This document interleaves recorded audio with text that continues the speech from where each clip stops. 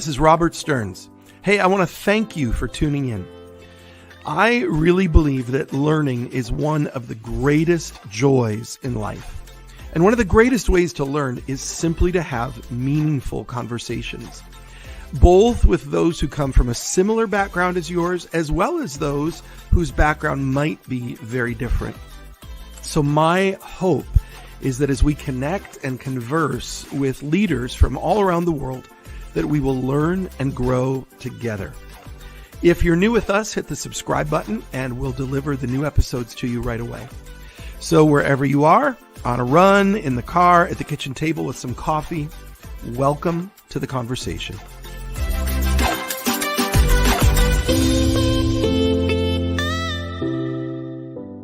And good Thursday evening, everybody. Welcome to that time of the week, Bishop and the Rabbi. So glad that you're tuning in on a very, very special edition of Bishop and the Rabbi as we are in the middle of the Passover season. Many of you have been tuning in, for example, to the Passover Seder that we did live from Rancho Cucamonga. That was an incredible event for us. Really just understanding more and more and more how the story of the deliverance of the Jewish people out of Egypt is really our story. It is our story of deliverance, our story of emancipation. Every one of us has an Egypt in our lives. Every one of us has pharaohs in our life, voices of negativity, voices of slavery that keep us locked in to places that we want to be free of. But when we encounter the voice of the deliverer, the voice of the deliverer brings us through, brings us freedom, brings us out of exile into incredible, incredible places. So come on into the room, sign in, tell us who you are, where you're watching from. Folks fill up the room every single week here. It's incredible. And do us a favor and hit the share button, if you will, hit the share button. That gets the word out as we continue to press into this phenomenon in our generation of Jerusalem-based Christianity. A Christianity that does not just have faith in Jesus, but seeks to understand the faith of Jesus. What was Jesus' religious construct? What was Jesus' religious understanding? What were the holidays that he participated in? What were the prayers that he prayed? Are we serving Jesus, or are we serving a Greco-Roman iteration of him passed down to us through the filter of Constantinian Christianity? That's what we have to unpack. And that is often difficult and uncomfortable because we are very good at creating images, right? Now we're all the way back to the 10 Commandments. Don't create false images. What aspects have we created in our worship of God, in our relationship with Jesus, that really are false images that need to be deconstructed as we go back and understand biblical Jesus? And no better guides to take us through that than to reach out to some of Jesus' relatives. And we have today one of Jesus' cousins on the line with us. He might be a distant cousin, but he's a cousin nonetheless. He is a return guest to Bishop and the Rabbi. He's one of our absolute favorites. We're so honored to welcome Rabbi Erez Sherman. Rabbi, are you there? I'm there. I've never been described that way. Usually Abraham, Isaac, and Jacob. Very exciting. There you go. Absolutely. You are. That's right. You're a cousin of Jesus. Well, listen, first of all, we have to tell everybody that since your last appearance on Bishop and the Rabbi, you have walked through a really exciting season. You have served, you and your wife, who, by the way, you and your wife are both ordained rabbis, if I have that correct. That's right. And both of you have dynamic ministries in what is one of the best known synagogues in America. Temple Sinai in Los Angeles is one of the cornerstone synagogues in our nation, led for many, many years by Rabbi David Wolpe, who's just an esteemed rabbinic leader in our generation. And you and your wife faithfully served him in your rabbinic positions there. And you have just gone through the experience of now being elevated. I think I don't know the terminology, and forgive me if I'm incorrect, but I believe Rabbi Wolpe is now Rabbi Emeritus, or In a couple weeks, yes. We got a couple okay, more. a couple more weeks, moving into that position, and you are advancing into that next season. So it's a Moses and Joshua moment, Yes, and absolutely. we just want to issue you our congratulations. Thank you. It's a pleasure to always speak with you. Actually, when I entered the rabbinate originally, and got to Los Angeles in 2009, Bishop, you were one of the first people to really not just reach out to me, but to engage me in this sacred work I like to call covenant work that we do together. And not only your name, but Eagle's Wings and what you do has become a part of our mission as well, not just on behalf of the people of Israel, but also the state of Israel. So gratitude to you and to your community as well. Well, we're honored, and I believe that we're just getting started, right? I believe that there's a lot we're going to be able to do together. But we want to launch right into this. We're in this season. First of all, you know what? I don't mean to be arcane. I don't mean to be like all of a sudden we're going to go microscopic, but why not? We're going to go microscopic for a second. Explain to us, Goyim, us Gentiles, why in Israel, some of the holidays are celebrated for different lengths of time or on different days than in the diaspora. The diaspora is any place outside the land of Israel. And I know that this has something to do with the fact that Judaism moves off the biblical calendar, which is lunar in its orientation, and it has to do with something about that. But help us understand why it's not exactly, they don't, like, for example, in Christianity, everybody, like, Christmas is December 25th, and it's just a fixed date, and that's what it is, and it's there, it doesn't move. But some of the Jewish holidays move if they are inside Israel or outside Israel, even in their length of time. So I know that's a microscopic and kind of arcane thing, but it's interesting. Dive into that for just a moment for us before we get into the heart of what we're going to talk about. So for all other holidays, I love the extra day that we get in the diaspora, which I'll chat about in a moment. But for Passover, when I can't have that slice of pizza for like the extra day, it really kills me. So love to be in Israel during Passover. But the more macro, from the micro to the macro level, you're right. The holidays are not meant for Los Angeles or Buffalo, New York. They're meant for Jerusalem. It's the pilgrimage festivals, in Hebrew, the regalim, which means pilgrimage. And so no matter where you were, if you were living in Israel, you made that pilgrimage to the Temple Mount, even the excavations around the Southern Wall, which of course you've been to, in the Davidson Archaeological Center. They show you that famous video where Jesus and his disciples as well literally walked that path at the market.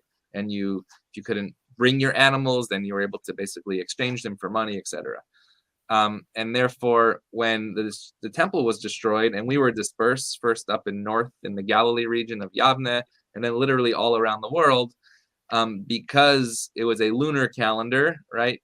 If you were, let's say, in Babylonia, which is modern day Iraq, and you didn't know exactly when the 15th day of Nisan, when we celebrate Passover, that Seder was, basically the rabbi said, we're going to do an extra Yom Tov, another day of the holiday, just to be sure, because unlike the Islamic calendar, which right now it's Ramadan, right? They do not add any type of leap year. So Ramadan right now is in April or March, April. And I just read an article in the LA Times how in Lebanon, half the people are changing the time so that fast ends earlier. The other people are not because they're Christian Arabs. It's really fascinating how daylight saving time is now actually a spiritual aspect. Same thing in Israel, by the way. Wow, boy, you didn't even think of that, right? That's interesting. After Yom Kippur, so the fast can be a little shorter in Israel.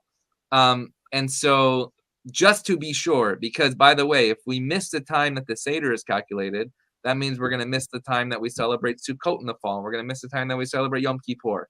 And so just to be sure that the people outside of Israel were celebrating at the right times, they did it for 2 days. Nowadays, by the way, there is a movement, which I'm not a proponent of, and specifically in our synagogue, to get rid of the second day in the diaspora, because I have a thing called Hebcal, the Hebrew calendar, which a click of a button, I know when Passover is. But so why do we keep it? One reason is, Fiddler on the Roof answer, tradition. Another reason is, however, and I heard this from people in Israel when I lived in Israel for a year, they said, since the holidays are meant for Israel, as you explained, Bishop, and we are in exile only to land on Messianic times, then we get 2 days almost as, I don't want to say a punishment, but you guys are not at our level. Practices, if you are going to be in Israel for all of the regalim, all the festivals, Passover, Sukkot, and Shavuot, then act as they do. However, this is a discrepancy here, really interesting, because you'll see this if anybody's in Israel for Passover or has just gone to Israel for Passover. What happens on the second day of Passover? Those living in Israel, the native-born Israelis, the people who have made Aliyah, they're roaming the streets like a regular day on the second day of Passover. And the people from the diaspora, Americans, they're sitting in a hotels having another Seder, right? And so there's a discrepancy right there, and it plays out today depending on where you are. So yes, meant for Israel, but then it leads to more theological questions of, if I'm living in the diaspora, do I need maybe an extra day to really understand what's going on here with this holiday of Passover? Well, and Rabbi, it brings, even though, again, to a Gentile or a Christian ear, that might sound kind of arcane. It might sound kind of like, my goodness, that's so many details. But what it brings to the forefront is the fact that the holidays and the book are so connected to the land of Israel. Absolutely. And this is so incredibly important, folks, because from a Christian lens, to a Christian ear, a Christian mind, a Christian heart, our orientation is completely, we think God makes covenant with people. God makes covenant, I have a relationship with God and I've accepted Jesus in my heart. And we think of this individualistic covenant with God. And that's wonderful. And the Bible does talk many, many times about God making covenants. He made a covenant with Abraham. He made a covenant with David, etc. But biblically, God also made covenant with the land of Israel. He said the land is holy. Folks, the term Holy Land is not just it's not just like a phrase. It's not just like, Disneyland, the Holy Land. No, it's a holy land. And I tell people this, Rabbi, I say, there's this little sliver on the planet where God says that dirt is different than any of the other dirt anywhere else around the world. There's something there that God says, I've put my name into that land. I've linked my reputation, my character, my promises to that land. And then to the covenantal community, the Jewish people. And so for our Christian viewers tonight, I want you to understand, I want you to think in those different ways that, yes, this does not take away your relationship with God. In fact, I think it adds to it. It says that my relationship with God, I can be sure. I read an article this morning, and actually the journalist just by happenstance is a friend of mine. I came across it through someone forwarded it from a news service, but I happen to know the journalist. He's a Christian journalist, and he posed this hypothetical question. This hypothetical question about God forbid, if there was ever the destruction of the land of Israel, if Israel was, if Iran had its way, et cetera, et cetera. And he said, would I be able to then just go on with my relationship with God and Jesus? And he had, and this is controversial, but he had the courage and I believe the wisdom to say no. He said, I couldn't, because he said, my God's reputation is based on the fact that he has honored the promises of this book. I think we just, not long ago, we came through Purim and we thought of Esther, and he saves the people of God through Esther. And now we're in Pesach. God's very nature, and God is not just this amorphous feel-good being. He makes specific promises to specific people in specific times.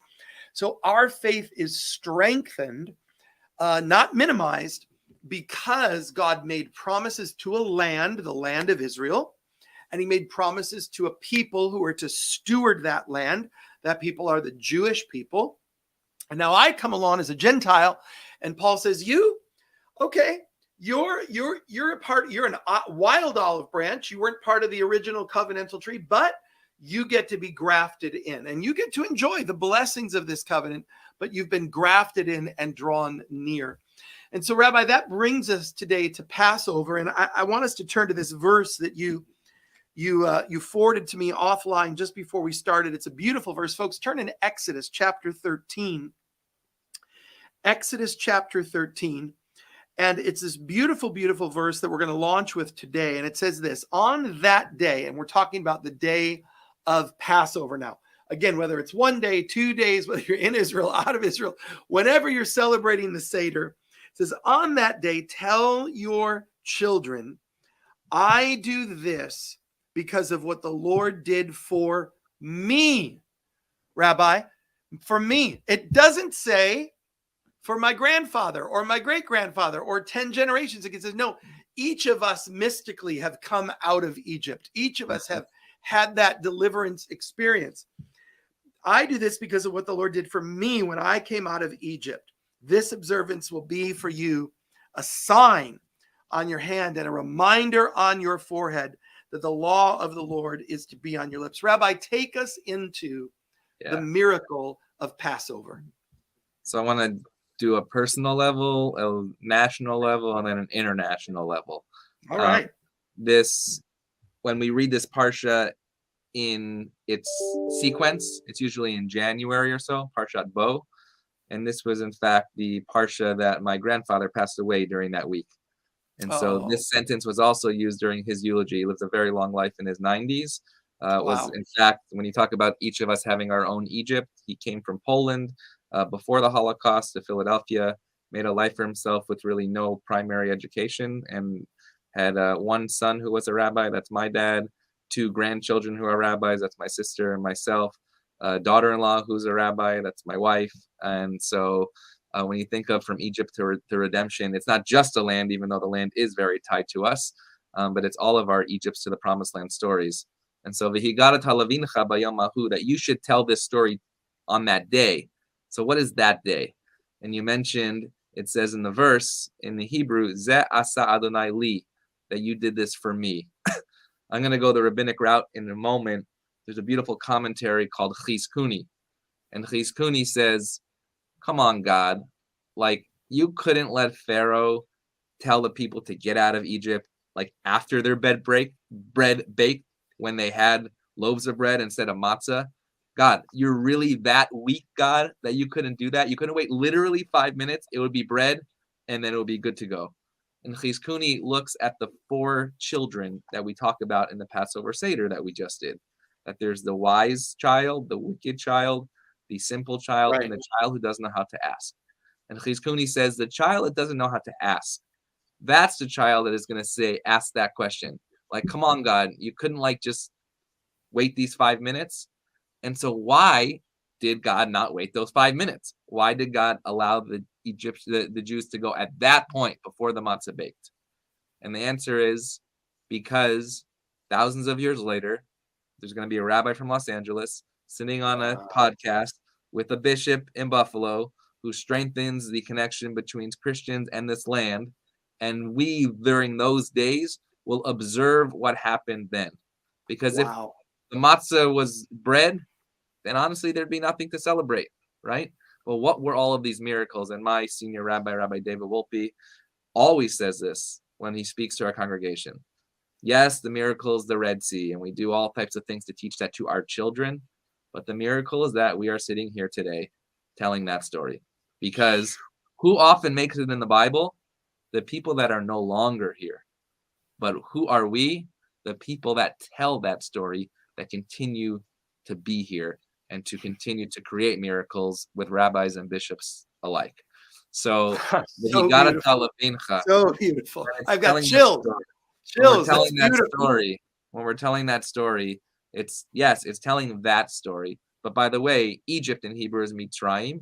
And when you change the vowels around, as you probably heard this before, you get Mitzarim, which means from the depths. And each one of us at some time in our lives, probably every year, have a moment where in those depths. But this story allows us to elevate on a much spiritual level, connected to the land. By the way, what you said about the land, I think is really important. Some people may not know this if they never attended a Jewish funeral.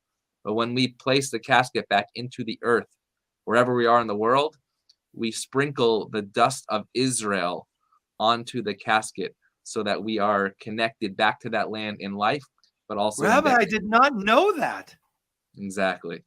So wait, now, so are you telling me how do they do that? Synagogues or Jewish cemeteries have Yeah, so before, when you're at the mortuary and we go to the cemetery, the rabbi will get a little packet. It's called Eretz oh my Yisrael, goodness. Admat Eretz Yisrael, land or earth from the land of Israel.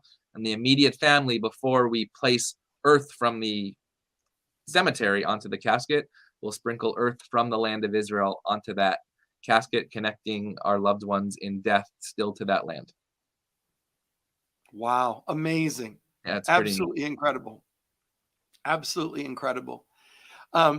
It makes me think, Rabbi, there's a beautiful phrase in the Christian scriptures that I love. It says that we here today are surrounded by a cloud of witnesses. In other words, the righteous who have gone before us.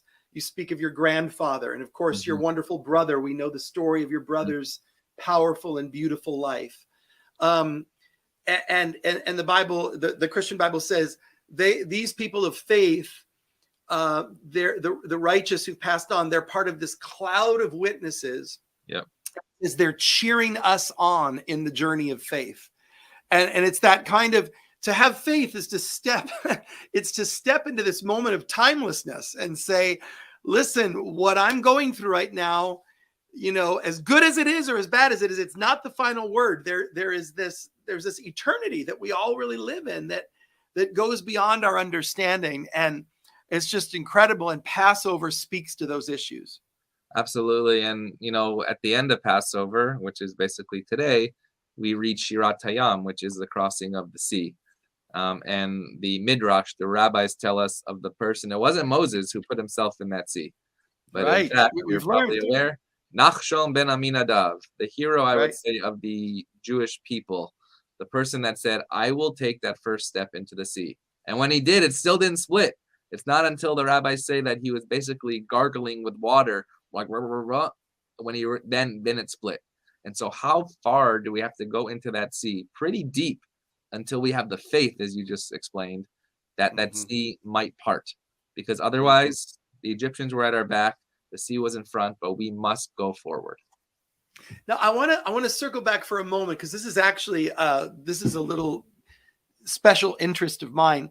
I want to go back to what you said for a moment ago, that Egypt is called the Metzarim. Yeah, so Mitzarim, switch around the vowels, and instead of the word Egypt, you get basically me from Tsarim. Tsar is a distress. Okay, so you said that can be interpreted as from the depths. Okay, right. From the depths of despair. But is that also the same word or phrase that is known as the Ben HaMetzarim? The 3 weeks. The Ben HaMetzarim. Yes, of course. Yes. So it's the same phrase. Yeah, the 3 weeks. From fast forwarding to July for a moment, from the 17th day of Tammuz in the summer, there's a 3-week period of mourning. Same exact thing. The Ben HaMetzarim, and then we get to the 9th day of Av, where the temple is destroyed, where people don't eat meat. I've heard that translated as between the straits, Straits, yes. like in a place of intense pressure. Exactly. And by the way, on an optimistic note, the word sror, in fact, I get sorry for being so morbid, but when we say the memorial prayer at a funeral, we'd say bitzror hachayim, that you should be bound up in the bond of life. And sror, same 2-letter, tzadi resh, is also the word to be bound up. So yes, there's the straits, but when we are bound up together, that is also a way that we sometimes get out of those straits as well. Yeah, no, I think it's fascinating that sometimes we feel like we are coming from the depths, right? Like sometimes there's a certain feeling that you have. It's like, I cannot get above this. I'm being buried. And sometimes it feels like it's coming in this way. It feels like the walls are closed. It's a different feeling. But God is the deliverer of both of those. And now we're back to Nachshon. Yep. And your point, he had to walk right into the water up to his necks. And folks, if you're missing this, this is not in the biblical text, but one of the things that we really want to encourage our Christian brothers and sisters to understand is that Judaism, in addition to the biblical text, has a long history of oral tradition known as the Talmud that goes back, Rabbi Jenner, is that go back to Babylon? Yeah, it's a good question. There's two Talmuds. There's the Jerusalem Talmud and the Babylonian Talmud. But the one that is studied in schools is the Babylonian Talmud because it makes sense based on the Exodus story. When we were exiled after the destruction of the temple, we had two choices, to give up or to give in. And we gave in, and we created this rabbinic Judaism, which was an oral tradition, which was finally written down in about the 4th or 5th century. Which became, ironically, the oral tradition became written, which is both a blessing and a curse. The blessing, it's written down. The curse is that it sort of closed the canon. Right. And so for our Christian friends, for those of you who will say, well, I don't understand. How can a Jewish person believe that? Or how can a Jewish person look at a scripture like this? The Jewish people interpret their text largely, not solely, but largely through the lens of the Talmud. Now, Rabbi, again, I don't know what it is about today's broadcast. I'm throwing at you all these hyper-specific questions today, but help me understand then the Mishnah and the Gemara. Yeah, good question. So Mishnah is the beginning of the oral tradition. Very short. The beginning of the Talmud? So yeah, within the Talmud, there are two things. There's the Mishnah and Gemara. The Mishnah is short statements by rabbis, right? I don't know. On the 14th day of Nisan, check your house for chametz, leavened bread, blah blah blah. The Gemara are all of the discussions about that Mishnah. If you're a Gmail person or a Google person, I compare it to a Google chat, right? Where over the generations, you see the full conversation, not looking for answer. It's simply the record of the conversation. In fact, many of the arguments and conversation in the Talmud end with the word teku, which means there's no answer. When you're looking for an answer, you're going to go one step further, and you're going to go to the code of law, the Shulchan Aruch. But the Gemara, actually, it's funny. Based on the Passover story, you probably know the words, Mi chamocha be'eli madyanai, who is like you, oh God. When I teach this in Hebrew school on Sundays, we actually do it to the hokey pokey. Mi chamocha be'eli madonai. But then we say, we do the last part in English, and we say, the Jews crossed the Red Sea, and then they danced the Hora, and then they came to Sinai, Mount Sinai, where God gave them the Torah. And the last part, they do a little dance, and they say, and then they learned the Mishnah and Gemara, Micha Mocha. So this idea of who's like you takes us through Jewish history in a little 30-second hokey pokey. Oh my goodness gracious. Come on, that's amazing. That's amazing. Yeah. All right, so let me get this right. The Talmud, which is the Babylonian Talmud, the one that survived and was studied more, is made up of Mishnah, which are statements from the rabbis. Exactly. Which are generally short, just directives or comments. Yep. And then Gemara, which are the myriad of discussions through the years from other rabbis and commentators commenting on those. Did I get it right? Yeah. In fact, when we studied Talmud at the seminary, the professors would have us take different highlighters and different colors because it's so neat. It's different generations speaking to each other, right? Even though they never lived at the same time, which I think is beautiful. I think it's beautiful about our tradition that we can speak to each other through tradition and through innovation, with a sort of set of structural rules that allow us to engage and not just, have dogmatic principles that this is what we do. I want to engage in that conversation with 4 generations ago and why they did that and the precedent. So it's pretty neat. Right. Which, by the way, is the essence of this verse. What story am I telling? And as you said, it's also for me. What does this mean today? Today, 2023 Passover is and by the way, on Facebook, all these things are popping up. 3 years ago, this is what you did on Passover, and it's our first virtual Seder. This year, we're going to pack the place, as you just told me, 1,000 Right. people with an interfaith Right. Seder. We Right. couldn't imagine that 3 years ago, right? You told me there's going to be thousands more on hybrid, right? Va'asa Adonai li. God, what did you do that allowed me to tell this story today? I think God's done a lot. Yeah. Well, and it's interesting, but I often, I don't know. I suppose theoretically technology is supposed to help us. I'm not a huge fan. But the one Are we going down the ChatGPT? Help us, God, help us, Lord. No, there was an article today in the LA Times about spirituality of ChatGPT. There was a rabbi in Long Island, you might have seen this, who specifically said, I have plagiarized this sermon, and this is what ChatGPT said.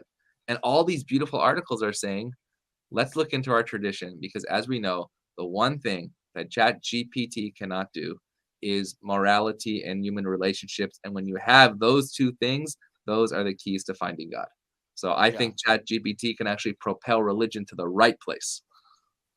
Well, that's not where I was going, but it's an interesting, I like the comment. What I was going to mention was one of the few things that I really do like about technology is that now our grandchildren, our great-grandchildren, they're going to be like, who knows, this conversation we're having, right, someone could be listening to this right now 500 years from now and viewing us and hearing us. And when we think like, I would love to have heard, you would have loved to have heard Maimonides. Can you imagine? You would have been mind blown to be able to be there and hear Maimonides teach, et cetera, et cetera. I would have loved to have heard some of the great, leaders in Christian tradition and history. And that's going to be a very cool thing that we have this now. We have their voices, their faces, their lives on video in reality. That I do think is going to be powerful for the generations to come. Because look, when you read an email, the tone is different than when you hear the voice. Completely. So the same thing with the Mishnah. There's a lot of articles written about humor within the rabbis in the rabbinic tradition. So a lot of the things they said are taken seriously today, but when you do the research, it was actually in jest. And so how were they speaking? Who were they speaking to? Absolutely. I completely agree. Amazing. Well, folks, we're having an incredible conversation with one of our favorite rabbis, Rabbi Erez Sherman. He and his wife serve now, or will be in the next few weeks, coming to their position as senior rabbi of Temple Sinai in Los Angeles, California, one of the premier synagogues in our nation. Rabbi is an amazing, amazing man. His life was profoundly impacted by his brother, who suffered a horrible life-altering accident as a young man. And Rabbi and his family came alongside and cared for his brother his whole life and learned so much about love and compassion and care and humanity in that process. And Rabbi also is an incredible, he's really a student of sports. I mean, he's an amazing sportsman and student of sports. And he really teaches us a lot about the spiritual life connected to sports. There's all kinds of things of endurance and perseverance and practice and all kinds of things that we can take away as we grow and think holistically. And of course, tonight we're talking about Passover. We're closing out the Passover holiday. We pray that it's been meaningful for you. To be reminded that each and every human being has some places. And Rabbi, I was just thinking so much today. I'm fascinated by what we're learning from neuroscience, right? There's so much that we're learning about addictions, so much that we're learning about various hormones and how they influence us and how we break through those chains of patterns and thinking, and how, something that happened in your great grandmother is still carried on in you. And these all become prisons. These all become patterns of thought that we're kind of unraveling ourselves from. And so we have these crisis moments where we come out of Egypt, but then every day we get up and we say, listen, I want to come out of whatever bad patterns I might have had yesterday or last week or last month. And I want to set myself toward the promised land and toward moving closer to my destiny and closer to my fullest realization as a human being. So, Rabbi, we only have a few minutes left. Just begin to wrap these thoughts up for us. Take us to whatever closing thoughts you want to as we consider Passover. And as we press forward now, we're getting ready for the summer, all of these things coming up. Talk to us about what this sacred holiday teaches us here at this time. So I'm going to go to the conclusion of the Seder, which we just had, which is when we open the door. And of course, we open the door for Elijah the prophet, Eliyahu Hanavi. And when we open that door for Elijah, again, I'm going to go back 3 years ago, because how are we going to do this when a pandemic just struck us and we were inside? And I'll never forget, I think they did this it might have been Israel first, that everybody went on their balconies and basically at the same time opened up their doors and windows and saying Eliyahu Hanavi, Eliyahu Hatishbi, that Bimhera v'yameinu, that in our day speedily bring us to the Messianic world. Elijah represents what can be.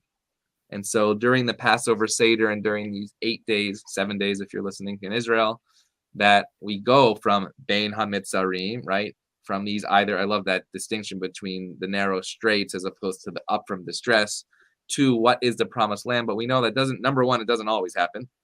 And number two, it takes different routes, right? If the Israelites were using Waze or Google Maps, it would be a very quick journey. But we also know that the journey is the end, is the not just the means to an end, but actually is the end itself, this process. And so I love the imagery of when we open up those doors for Elijah, because it has more than one meaning. Number one, we are welcoming Elijah into our house, right? Let me just pause you, Rabbi, briefly, just to emphasize that point, because some Christians might not realize that is part of the Seder liturgy. Exactly. You open the door and you kind of declare, you invite Elijah in. And folks, this is a very familiar scripture for Christians.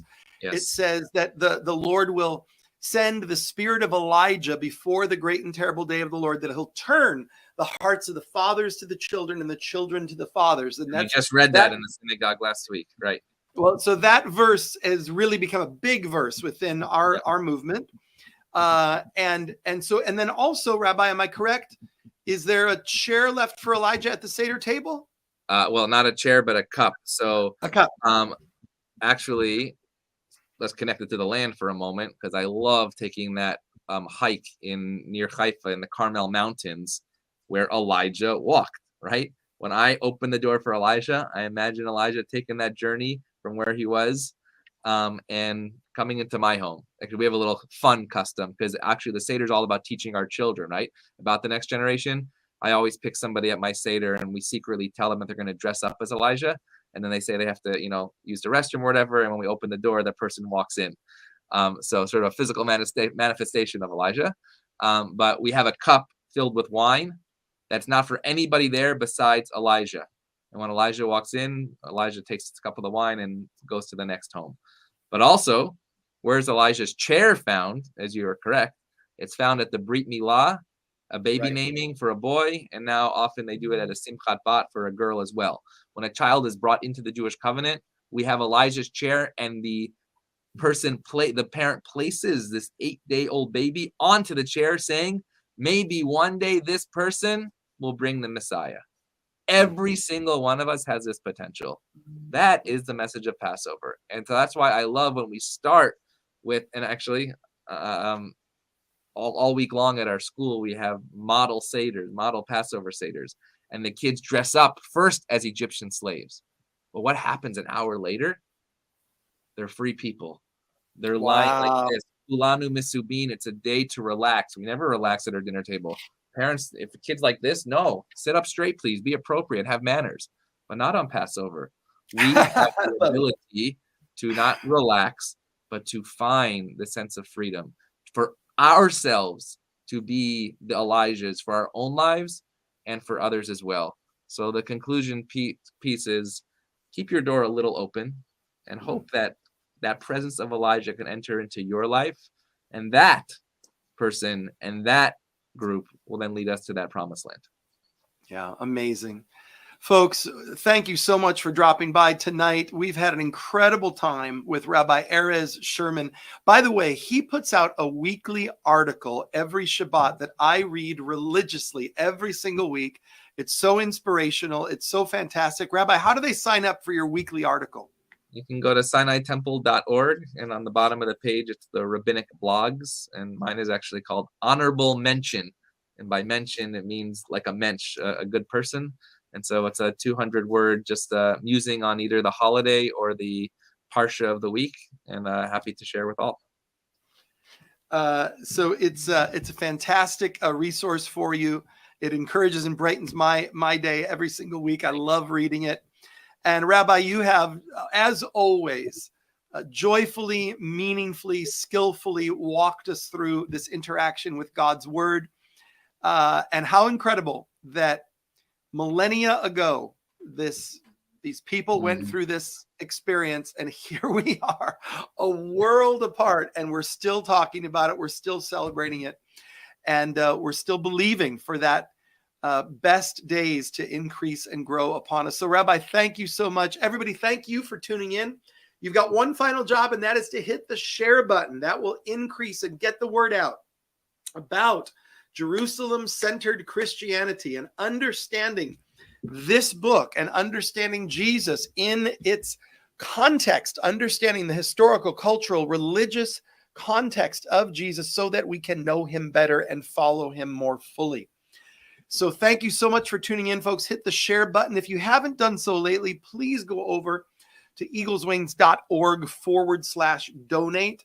I'm telling you, we only can do the work we do because you faithful supporters give regularly to this ministry and to this cause. So please make a donation today, become a partner, become a part of this movement as we continue together to build up Jerusalem. Rabbi, from the bottom of our hearts, thank you so much. Thank you. Great to see you again, Bishop. God bless you, everybody, and keep praying and working for the peace of Jerusalem.